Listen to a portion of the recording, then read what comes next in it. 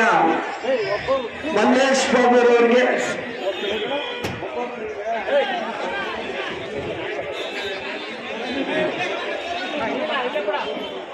ಇದೀಗ ಕಾರ್ಯಕ್ರಮಕ್ಕೆ ನಮ್ಮ ರಾಷ್ಟ್ರೀಯ ಪ್ರಧಾನ ಕಾರ್ಯದರ್ಶಿಗಳಾದಂತಹ ಸಿಟಿ ರವೀಣ್ ಅವರು ಆಗಮಿಸಿದ್ದಾರೆ.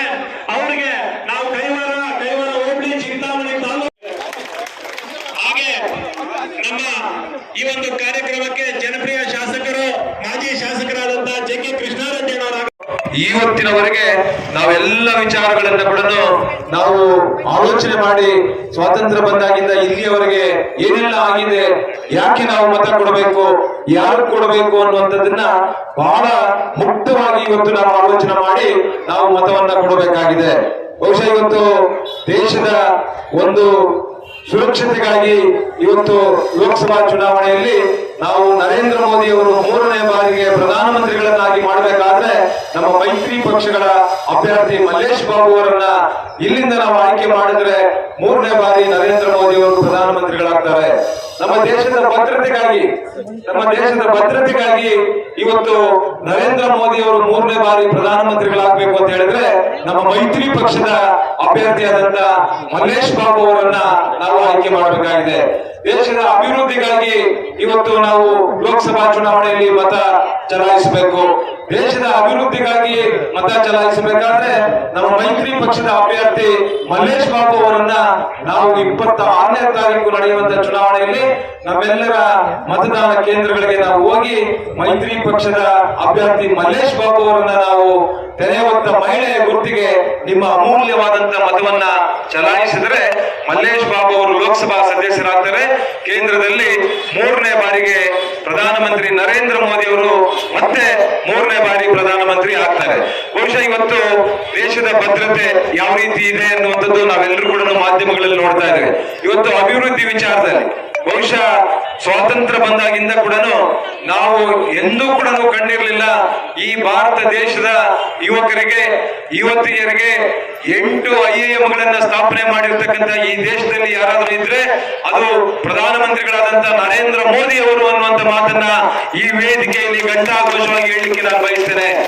7 IITಗಳನ್ನ ಸ್ಥಾಪನೆ ಮಾಡಿರ್ತಕ್ಕಂಥ ಕೀರ್ತಿ ಈ ದೇಶದಲ್ಲಿ ಯಾರಾದ್ರೂ ಇದ್ರೆ ಸನ್ಮಾನ್ಯ ಪ್ರಧಾನಮಂತ್ರಿಗಳಾದಂತ ನರೇಂದ್ರ ಮೋದಿ ಅವರು ಅನ್ನುವಂಥದ್ದನ್ನ ನಾವು ಹೇಳಬೇಕಾಗ್ತದೆ.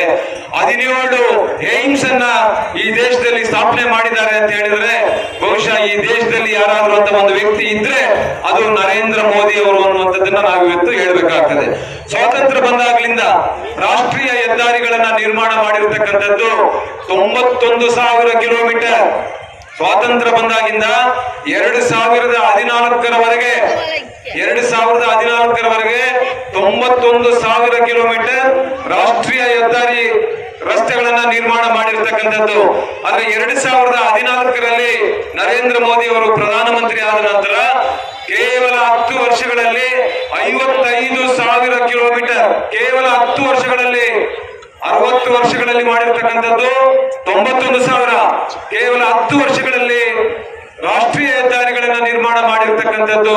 ಇವತ್ತು ಈ ದೇಶದ ಇತಿಹಾಸವನ್ನ ಸೃಷ್ಟಿ ಮಾಡಿರ್ತಕ್ಕಂಥದ್ದು, ಈ ದೇಶ ಕಂಡರಿಯಂತ ಒಂದು ರಸ್ತೆಗಳನ್ನ ನಿರ್ಮಾಣ ಮಾಡಿರ್ತಕ್ಕಂಥ ಈ ದೇಶದಲ್ಲಿ ಯಾರಾದ್ರೂ ಇದ್ರೆ ಅದು ಈ ದೇಶದ ಪ್ರಧಾನಮಂತ್ರಿಗಳಾದಂತಹ ಶ್ರೀ ನರೇಂದ್ರ ಮೋದಿ ಅವರು. ಇವತ್ತು ನಮ್ಗೆಲ್ರಿಗೂ ಕೂಡ ಮೆಚ್ಚುಗೆ ಆಗುತ್ತದೆ. ಅವರನ್ನ 3ನೇ ಬಾರಿಗೆ ನಾವು ಪ್ರಧಾನಮಂತ್ರಿಯನ್ನಾಗಿ ಮಾಡಬೇಕು.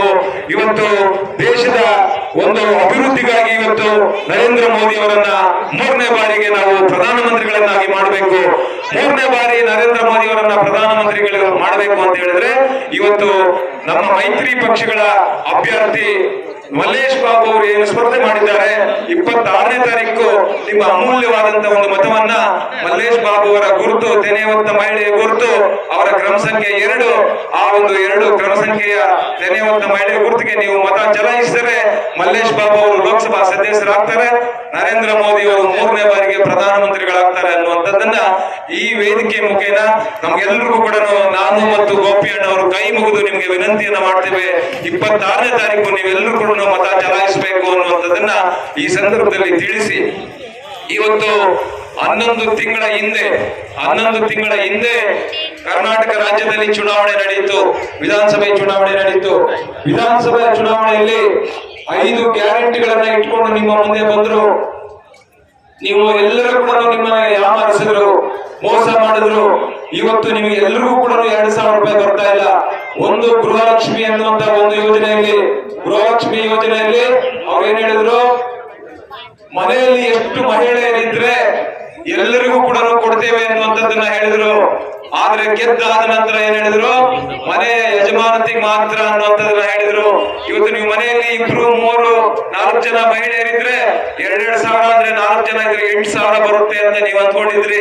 ಅದ ಗೆದ್ದಾದ್ಮೇಲೆ ಆ ಮನೆಯ ಯಜಮಾನತಿಗೆ ಅಂತ ಹೇಳಿದ್ರು.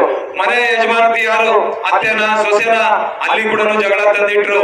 ಆದ್ರೆ ಇವತ್ತು ಆ ಗೃಹಲಕ್ಷ್ಮಿ ಯೋಜನೆಯಲ್ಲಿ ನಿಮಗೆ ಮೋಸ ಮಾಡಿರ್ತಕ್ಕಂಥದ್ದು ಅಷ್ಟೇ ಅಲ್ಲ, ಇವತ್ತು ಕರ್ನಾಟಕ ರಾಜ್ಯದಲ್ಲಿ ಕೇವಲ 30% 100 ಮಹಿಳೆಯರಿದ್ರೆ 30 ಮಹಿಳೆಯರಿಗೆ ಮಾತ್ರ ಸಿಗ್ತಾ ಇರತಕ್ಕಂಥದ್ದು. ಇನ್ನು 70 ಮಹಿಳೆಯರಿಗೆ ಸಿಗ್ತಾ ಇಲ್ಲ. ಯಾಕಂದ್ರೆ ಏನೇನೋ ಕಾನೂನುಗಳು ತಂದಿದ್ದಾರೆ. ನೀವು ಟ್ಯಾಕ್ಸ್ ಕಟ್ರೆ ನಿಮ್ಗಿಲ್ಲ, GST ಇದ್ರೆ ನಿಮ್ಗಿಲ್ಲ, ನಿಮ್ಮ ಮನೆಯಲ್ಲಿ ಕಾರ್ ಇದ್ರೆ ನಿಮ್ಗಿಲ್ಲ. ಈ ರೀತಿ ಕಾನೂನುಗಳಿಂದ ಅನೇಕರು ವಂಚಿತರಾಗಿದ್ದಾರೆ. 30% ಮಾತ್ರ ಕೊಡ್ತಾ ಇರತಕ್ಕಂಥದ್ದು. ಆ 30 ಕೂಡ 1 ತಿಂಗಳು ನಿಮಗ್ ಬಂದ್ರೆ ಇನ್ನೊಂದು ತಿಂಗಳು ಬೇರೆಯವ್ರಿಗೆ, ಇನ್ನೊಂದು ತಿಂಗಳು ಇನ್ನೊಬ್ಬರಿಗೆ, ಈ ರೀತಿ ಮೋಸ ಆಗ್ತಾ ಇರತಕ್ಕಂಥದ್ದು. ದಯಮಾಡಿ ನಾನು ಕೈ ಮುಗಿತೇನೆ, ಇಂಥ ಗ್ಯಾರಂಟಿಗಳ ಮೂಲಕ ತಾವು ವಂಚನೆ ಆಗಬಾರ್ದು, ತಾವು ಮೋಸಕ್ಕೆ ಒಳಗಾಗಬಾರ್ದು ಅನ್ನುವಂಥದ್ದನ್ನ ಈ ಮೂಲಕ ನೀವು ತಿಳಿಸ್ಲಿಕ್ಕೆ ನಾನು ಬಯಸ್ತೇನೆ. ಇನ್ನೊಂದು ಗೃಹ ಜ್ಯೋತಿಯಲ್ಲಿ ಏನ್ ಹೇಳಿದ್ರು, 15 ವರ್ಷ ತುಂಬಿದ್ರೆ 2,000. ಇವ್ರಿಗೆ ಲೆಕ್ಕನೂ ಇಲ್ಲ, ಪಕ್ಕನೂ ಇಲ್ಲ, ಏನು ಗೊತ್ತು ಇದ್ದಂಗಿಲ್ಲ. 2,000 ಕೊಟ್ರೆ 50,000 ಕೋಟಿ ನೀನು ತಿಂಗಳು ಕೊಡಬೇಕು, ವರ್ಷಕ್ಕೆ 6 ಲಕ್ಷ ಕೋಟಿ ಕೊಡಬೇಕು. ಎಲ್ಲಿಂದ ತರ್ತಾರೆ? ಇವ್ರು ಮಾರ್ಕೊಂಡ್ರು ತರಕ್ಕಾಗಲ್ಲ. ಆಮೇಲೆ ಬಂದ್ರು, ಇದು 2,000 ನಾವ್ ಹಿಂಗಾದ್ರೆ ಆಗಲ್ಲ ಅಂತೇಳಿ ಇವ್ರಿಗೊಬ್ಬ ಮಹಾನುಭಾವನು ವಿದ್ಯೆ ಹೇಳ್ಕೊಟ್ಟ. 5 ಸುಳ್ಳುಗಳು ಹೇಳ್ಬಿಡ್ರಿ ನೀವು, ನಾನು ಏನಾಯ್ತೋ ನೀವು ಚುನಾವಣೆ ಗೆದ್ದು ಬಿಡ್ತೀರಿ, ಆಮೇಲೆ ಅದಕ್ಕೆ ತೀರ್ಮಾನ ಮಾಡ್ತೀನಿ ಅಂತೇಳಿ ಅವನಿಗೇನೋ ಒಂದಷ್ಟು ದುಡ್ಡು ಕೊಟ್ಟಿದ್ರು ಕಿಶೋರ್ ಅಂತ ಹೇಳ್ಬಿಟ್ಟು. ಅವನ್ ತಿರ್ಗಾ ಇವ್ರು ದುಡ್ಡು ಕೊಟ್ಟಿಲ್ಲ, ಅವನೆಲ್ಲ ಕಲ್ಕತ್ತಾದಲ್ಲಿ ಕೂತಿದ್ನಂತೆ. ತಿರ್ಗಾ ಅವ್ನು ಕರ್ಸ್ಬಿಟ್ಟು ಏನಪ್ಪ ಹಿಂಗಾಗೋಗೈತೆ, ನೀನ್ ಹೇಳಿ ಸುಳ್ಳುಗಳು ಹೇಳಿ ನಾವ್ ಗೆದ್ದು ಬಿಟ್ರಿ, ಇದಕ್ಕೇನು ಪರ್ಯಾಯ ಕಂಡುಹಿಡಿಯೋದು? ನಾವ್ ಹೇಳಿದ ಆತರ ಅಲ್ಲ. ಯಾರೇ ಫ್ರಿಡ್ಜು ಟಿವಿಗಳು ಮನೆಗಳಾಗ ಏನು ಇಲ್ಲಿ ಕೊಡುದು, ಬಡತನವಾಗಿರ್ಬೇಕು ಅಂತ ಮನೆ ಮಹಿಳೆ ಯಜಮಾನರು ಹುಡುಕಿದ್ರೆ ಎಲ್ಲಿ ಹುಡುಕಿದ್ರೆ ಸಿಕ್ಕೋದು ಎಷ್ಟು ಜನ? 2.5 ಕೋಟಿಗೆ ಇವ್ರಿಗೆ ಸಿಕ್ಕಿದ್ದು ಎಷ್ಟು ಜನ? 80 ಲಕ್ಷ ಜನ ಸಿಕ್ಕಿದ್ದೀವಿ. ಎಷ್ಟು ಹೊಟ್ಟಾಯ್ತು ಅಲ್ಗ 2.5 ಕೋಟಿ ಕೊಡ್ಬೇಕು ಅಂತ. ಲಾಸ್ಟ್ ಅದು ಆಗಲ್ಲ ಅಂತ ಹೇಳಿ ಬಂತು. ಅದನ್ನ ತೀರ್ಮಾನ ಮಾಡಿಕೊಂಡು ಅದನ್ನ 50 ಲಕ್ಷಕ್ಕೆ ಇಳಿಸ್ಕೊಂಡು, ಇನ್ನು ಅದು ಆಗಲ್ಲ ಅಂತೇಳಿ ಇವಾಗ ಇನ್ನ 10 ಕಿತ್ತಾಕ್ತಾರೆ. ನಿಮ್ ಮನೆಗೆ ಟಿವಿ ಬಂತು, ನಿಮ್ ಮನೆಗೆ ಇದಾಯ್ತು, ನಿಮ್ಗೆ ಯಾಕೆ 2,000 ಬರಿಲ್ಲ ಅಂದ್ರೆ 2ನೇ ಸಮೀಕ್ಷೆ ಮಾಡಿದ್ದೀರಿ, ನಿಮ್ ಮನೆಗಳಾಗ ಟಿವಿ ಫ್ಯಾನ್ ಗೀನ್ ಎಲ್ಲ ಓಡ್ತಾ ಇದ್ದೆ. ಇವ್ರ ಕಣ್ಣು ಮುಂದೆ ಬಡತನ ಅನ್ನೋದು ಬಡವನಾಗ ಹಂಗೆ ಇರ್ಬೇಕು. ಇನ್ನ 2ನೇದು 10 ಕೆಜಿ ಅಕ್ಕಿ, 10 ಕೆಜಿ ಅಕ್ಕಿ ನಿಮಗೆ ಕೊಟ್ಬಿಡ್ತೇನೆ, ನೀವೇನು ಆರಾಮಾಗಿ 10 ಕೆಜಿ ತಿಂಗಳಿಗೆ ಅಕ್ಕಿ ಬರ್ತಾ ಇರ್ತದೆ, ಪ್ರತಿಯೊಬ್ಬರಿಗೂ ಬರ್ತದೆ. ಗೌರ್ಮೆಂಟ್ 10 ಕೆಜಿ ಅಕ್ಕಿ ಕೊಡ್ತದೆ. ಮೊದಲು 5 ಕೆಜಿ ಬಿಟ್ಟು 10 ಕೆಜಿ ಅಕ್ಕಿ. ಲಾಸ್ಟ್ ಅಲ್ಲಿ ಏನ್ ಹೇಳಿದ್ರು ಇವಾಗ? ಇಲ್ಲ, ಸೆಂಟ್ರಲ್ ಗೌರ್ಮೆಂಟ್ 5 ಕೆಜಿ, ನಮ್ದು 5 ಕೆಜಿ. 29 ರೂಪಾಯಿಗೆ ನರೇಂದ್ರ ಮೋದಿ ಭಾರತ್ ಜೋಡೋ ಅಕ್ಕಿ ಬರ್ತಾ ಇದೆ. 29 ರೂಪಾಯಿಗೆ ನೀವು ಎಲ್ಲಾ ಕಡೆ ತಗೋಬಹುದು ಅಕ್ಕಿ. ಇವ್ರಿಗೆ ಅಕ್ಕಿ ಎಲ್ಲ ರಾಜ್ಯದಲ್ಲೂ ಕೊಡ್ರಿ, ಅಕ್ಕಿ ಕೊಡ್ರಿ, ಅಕ್ಕಿ ಕಳಿಸ್ರಿ ನಮ್ಗೆ, ನಾವು ದುಡ್ಡು ಕೊಡ್ತೀವಿ ನಿಮ್ಗೆ ಅಂತ ಹೇಳಿ. ನಿಮ್ಮ ಹತ್ರ ದುಡ್ಡು ಇಲ್ಲ. ನೀವು ಕೊಟ್ಟಂತ ಬಿಲ್ಲುಗಳು ಇವತ್ತು ಪಾಪರ್ ಸರ್ಕಾರ ಆಗೋಗೈತೆ. ಕರ್ನಾಟಕ ಸರ್ಕಾರ ಪಾಪರ್ ಸರ್ಕಾರ ಆಗೋಗೈತೆ. ನಿಮ್ಗೆ ನಾವು ಕಳಿಸಲ್ಲ. ಆಂಧ್ರದಲ್ಲಿ ಬೇಜಾನ್ ಅಕ್ಕಿ ಐತಿ ಅಂತೇಳಿ ಅಲ್ಲಿ ಹೋದ್ರು, ಮಿನಿಸ್ಟರ್ ಹೋದ್ರು, ಎಲ್ಲ ಹೋದ್ರು. ನಿಮಗ್ ಮಾತ್ರ ಅಕ್ಕಿ ಕಳಿಸಲ್ಲ. ನಿಮ್ಮ ಹತ್ರ ದುಡ್ಡೇ ಇಲ್ಲ. ನಿಮ್ಮ ಹತ್ರ ಕೊಟ್ರೆ ಗ್ಯಾರಂಟಿ ಯಾರು? ಸೀದಾ ವಾಪಸ್ ಬಂದ್ರು. 170 ರೂಪಾಯಿ ನಿಮ್ಮ ಅಕೌಂಟ್ ಕಳಿಸ್ತೀನಿ ಅಂದ್ರು. 170 ರೂಪಾಯಿ ನಮ್ಮ ಹತ್ರ ಅಕ್ಕಿ ಕೊಂಡಾಗ ನಮ್ಮನ್ನ ಯಾರು ನಂಬ್ತಾ ಇಲ್ಲ. 170 ರೂಪಾಯಿ ನಿಮ್ಮಗ್ ಕಳಿಸ್ತೀನಿ ಅಂತ ಹೇಳು. 170 ರೂಪಾಯಿ ಅಕ್ಕಿ ಅಂತೇಳಿ ಒಂದಷ್ಟು ಜನಕ್ಕೆ ಬಂತು, ಒಂದಷ್ಟು ಜನಕ್ಕೆ ಬಂದು ಇನ್ನ ಇಲ್ಲ. ಕೇಳಿದ್ರೆ ನೀನ್ ಮಾತಾಡಿದ್ರೆ ಇಲ್ಲ ಅಂತ ಹೊಸ ರೇಷನ್ ಕಾರ್ಡ್ ನಿಲ್ಸ್ಬಿಟ್ರು. ಹಳೆ ರೇಷನ್ ಕಾರ್ಡ್ ಬಿಟ್ಟು ಹೊಸ ರೇಷನ್ ಕಾರ್ಡ್ ಒಂದು ಕೊಡ್ತಾ ಇಲ್ಲ. 10% ಅಕ್ಕಿ ತಗೊಳೋದೇ ಕಮ್ಮಿ. ಎಲ್ಲರೂ ನೀವು ಶ್ರೀಮಂತರು ಅಂಗಡಿಗಳಲ್ಲಿ ತಗೊಳ್ಳಿ. 3ನೇದೇನಪ್ಪ ಅಂದ್ರೆ ಯುವಕರಿಗೆ ನರೇಂದ್ರ ಮೋದಿ ಅವರು ಯುವಕರಿಗೆ ಉದ್ಯೋಗ ಸಿಕ್ಕಿ 1,00,000 2,00,000 ಬರ್ತಾ ಇದ್ರೆ 2015ರಿಂದ ಯಾವುದೇ ಯುವಕರು ITI ಮಾಡಿರೋ ಯುವಕರು 1,500, ITI ಮಾಡಿದಿರೋ ಡಿಗ್ರಿ ಮಾಡಿರೋ ಯುವಕರಿಗೆ 3,000, ಹೆಣ್ಮಕ್ಳಾಗ್ಬೋದು ಗಂಡು ಮಕ್ಕಳಾಗ್ಬೋದು ಯಾರೇ ಆಗ್ಬೋದು ನಿಮಗೆ 3,000 ತಿಂಗಳಿಗೆ. ಎಲ್ಲರೂ ಆಯ್ತಪ್ಪ ಅಂತೇಳಿ ವೋಟ್ ಹಾಕ್ಸ್ಕೊಂಡ ಮೇಲೆ ಇವಾಗ ಏನ್ ಮಾಡಿದ್ರು 2050ರಿಂದ ನಿರುದ್ಯೋಗಿ ಅಲ್ಲಂತೆ 2023ರಲ್ಲಿ ಡಿಗ್ರಿ ಆಗಿ ಅವನ 6 ತಿಂಗಳು ಕೆಲ್ಸಕ್ಕೆ ಹೋಗಿದ್ರೆ ನಿರುದ್ಯೋಗಿನ. ಅವನ 6 ತಿಂಗಳು ಕೆಲ್ಸಕ್ಕೆ ಹೋಗಿಲ್ಲ, ಇಲ್ಲ ಅಪ್ಲಿಕೇಶನ್ ಹಾಕೋರೇ ಇಲ್ಲ.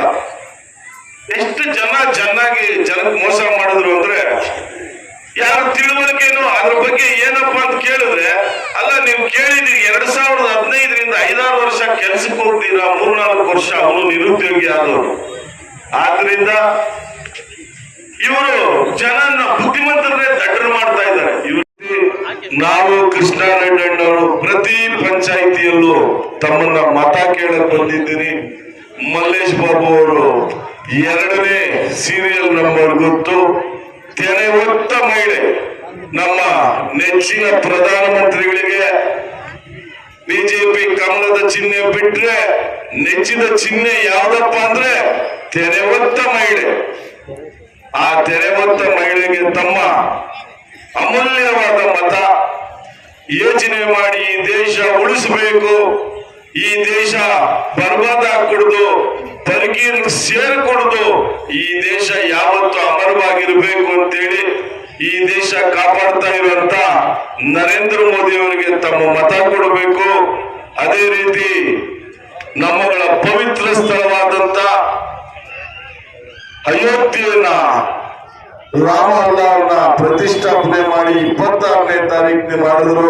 ಅದೇ ದಿವಸ ಚುನಾವಣೆನೂ ಇದೆ. ಮುಸ್ಲಿಮರಿಗೆ ಮಕ್ಕಾ ಮದೀನಾ ಎಷ್ಟು ಪವಿತ್ರನೋ, ಕ್ರಿಶ್ಚಿಯನ್ಸ್ಗೆ ವಾಟಿಕನ್ ಚರ್ಚ್ ಇಟಲಿ ಎಷ್ಟು ಪವಿತ್ರನೋ, ನಮ್ಮಗಳ ಹಿಂದೂಗಳಿಗೆ ಅಯೋಧ್ಯೆ ಮಂದಿರ ಅಷ್ಟೇ ಪವಿತ್ರ.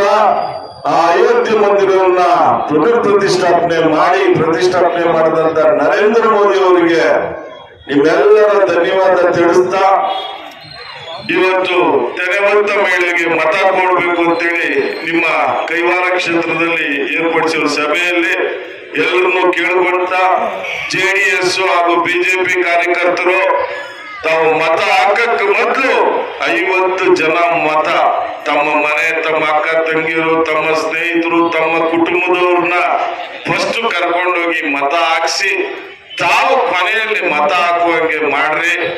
ಯಾಕೆ ಅಂದ್ರೆ ಅವರು ಬಿಸಿಲಿರ್ತದೆ, ಅವರಲ್ಲಿ ಮತ ಯಾರಪ್ಪ ನನ್ನ ಕರ್ಕೊಂಡೋಗೋರು 5ನೇ ಸ್ಥಾನಕ್ಕೆ ತಂದಿಟ್ಟಿದ್ದಾರೆ. ಇನ್ನೊಂದು 10-20 ವರ್ಷಗಳು ಈ ದೇಶದ ಪ್ರಧಾನಮಂತ್ರಿಗಳಾಗಿ ಮುಂದುವರೆದರೆ ಈ ದೇಶದಲ್ಲಿ ಬಡತನ ಆಗ್ತದೆ. ಹಾಗೆ ಇವತ್ತು 26ನೇ ತಾರೀಕು ಚುನಾವಣೆಗೆ 2 ಪಕ್ಷ ಅಭ್ಯರ್ಥಿಯಾಗಿ ಯಮನೇಶ್ವರನ JDS ಪಕ್ಷದ 2 ಪಕ್ಷಗಳಿಂದ ನಿರ್ಮಾಣ ಅಭ್ಯರ್ಥಿಯಾಗಿ ನಿಲ್ಲಿಸಿದ್ದಾರೆ.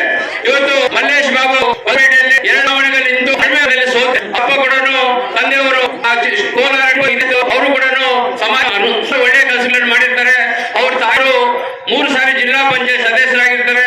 ಅವರು ಜಿಲ್ಲಾ ಅಧ್ಯಕ್ಷರಾಗಿದ್ದಾರೆ. ಅದೇ 1 ಸಾರಿ ಬಿಜೆಪಿ ಬರುವ ಚುನಾವಣಾ ನಿಂತಿರ್ತಕ್ಕಂಥ ಒಳ್ಳೆ ಪ್ರಾಮಾಣಿಕ ವ್ಯಕ್ತಿ ಮಲ್ಲೇಶ್ ಬಾಬು ಅವರು. ಅವರನ್ನ ಈ ಲೋಕಸಭಾ ಚುನಾವಣೆಯಲ್ಲಿ 2 ಮೈತ್ರಿ ಅಭ್ಯರ್ಥಿಯಾಗಿಲ್ಲ, ಅವರನ್ನ ಹೆಚ್ಚಿನ ಮತಗಳಿಂದ ನಾವು ಗೆಲ್ಲಿಸಬೇಕಾಗ್ತದೆ. ಈ ದೇಶದ ನರೇಂದ್ರ ಮೋದಿ ಅವರ ಕೈ ಬಲಪಡಿಸೋದಕ್ಕೋಸ್ಕರ ಇವತ್ತು ನಮ್ಮ ಕೋಲಾರ ಜಿಲ್ಲೆಯಲ್ಲಿ ಅವರನ್ನ ಹೆಚ್ಚಿನ ಹಂತದಲ್ಲಿ ಗೆಲ್ಲಿಸಿಕೊಡ್ಬೇಕು ತಮ್ಮಿಂದ ಪ್ರಾರ್ಥನೆ. ಪಕ್ಷಗಳಿಂದ ಎಲ್ಲ 8 ಲೋಕಸಭಾ ಚುನಾವಣೆಯಲ್ಲಿ JDS ಪಕ್ಷಕ್ಕೆ 3 ಅಭ್ಯರ್ಥಿಗಳಿವೆ. ಒಂದು ಕೋಲಾರ ಜಿಲ್ಲೆ ಮತ್ತು ಹಾಸನ, ಮತ್ತು ಮಂಡ್ಯ, ಈ ಜಿಲ್ಲೆಗಳಲ್ಲಿ ಇರ್ತಕ್ಕಂಥ ನಮ್ಮ ಅಭ್ಯರ್ಥಿ ಬಿಜೆಪಿ ನಮ್ಗೆ ಸಪೋರ್ಟ್ ಮಾಡ್ತಾರೆ. 25ಗಳಲ್ಲಿ JDS ಅವರು ಬಿಜೆಪಿ ಅಭ್ಯರ್ಥಿಗೆ ನಾವು ಸಪೋರ್ಟ್ ಮಾಡಬೇಕು. ಈ ರೀತಿಯಲ್ಲಿ 28ಕ್ಕೆ 28 ಕ್ಷೇತ್ರ ಗೆದ್ದು ಮೋದಿ ಬಲಪಡಿಸಬೇಕು. ನಮ್ಮೆಲ್ಲರ ಸಭೆಯನ್ನು ಮಾಡ್ತಾ ಈ ಒಂದು ಪ್ರಾಸ್ತಾವಿಕ ಭಾಷೆಯಲ್ಲಿ ಮಾತಾಡೋ ಅವಕಾಶ ಕೊಟ್ಟಿದ್ದು ನಿಮ್ಮೆಲ್ಲರ ಮುಗಿಸಿ ನನ್ನ ಮಾತು ಮುಗಿಸ್ತೀನಿ. ಜೈ ಹಿಂದ್, ಜೈ ಕರ್ನಾಟಕ.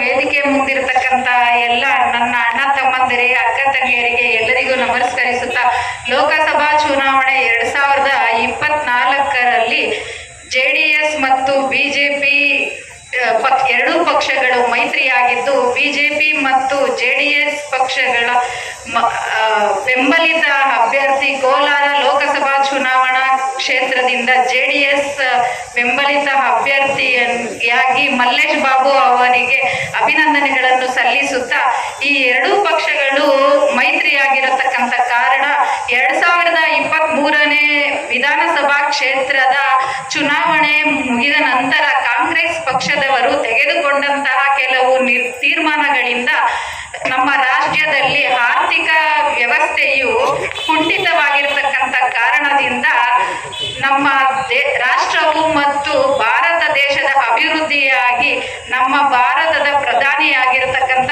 ನರೇಂದ್ರ ಮೋದಿಯವರನ್ನು ಮತ್ತೊಮ್ಮೆ ಪ್ರಧಾನಿಯಾಗಿ ನೋಡಬೇಕೆಂಬ ಆಸೆಯಿಂದ ಮತ್ತು ನಮ್ಮ ದೇಶ ಅಭಿವೃದ್ಧಿಯ ಮಟ್ಟ ತಲುಪಬೇಕೆಂದು ಮತ್ತೊಮ್ಮೆ ಪ್ರಧಾನಿಯಾಗಿ